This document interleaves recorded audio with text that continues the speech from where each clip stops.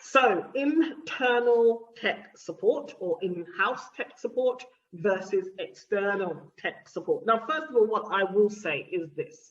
Sometimes I see tech support being used quite broadly, and sometimes what is actually meant is production support with like filming, streaming, all of those elements. And then it might just be, tech support as in, the rehearsals, helping attendees navigate the platform and supporting attendees and speakers while the event is actually on, or moderating. So sometimes these terms can be used broadly. Now, we do have clients come to us who have internal IT teams, and quite often it's quite interesting because your IT team might have some thoughts and opinions on what technology to buy, and also whether or not they feel competent and capable of actually monitoring and building the technology. So what are the things to consider? I think it really does depend, is your event tomorrow, or maybe it's in 6 months' time? And if that's the case, then your internal tech team or your IT team might well be able to get some training from the platform or the provider directly, or from the partner that you have chosen who is taking care of the build of the platform, as well as the live tech support. Okay, so that's the first thing. When is the event? What is the competency or even desire or the time constraints for your existing IT teams, or even just the marketing team, the events team, whoever's going to be tasked with looking after this platform.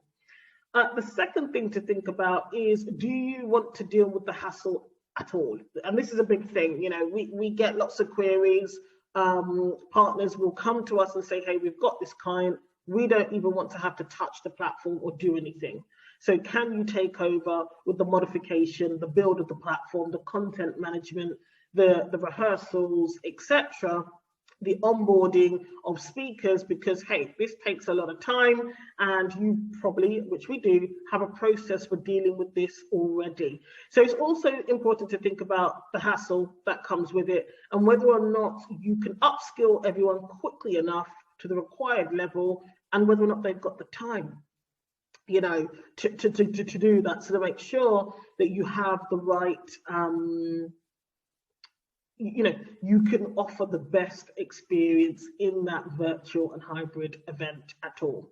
So it's not really a versus, it's usually about time, money, and skill, and how much stress and hassle your team might want to avoid if you're doing this for the first time, or maybe you've decided this is indeed a long-term strategy, and in which case you don't have the resource to devote to managing and monitoring the platform on a long-term basis. So I'm interested to know how you have made a decision when it comes to receiving further support for your virtual and hybrid events. Have you upskilled your internal IT team or even the events team? Or is it something that you've partnered maybe with a production company or an events company completely who takes care of all those things? And remember, if you do have any questions about choosing event technology or about online events in general, do feel free to drop me a direct message.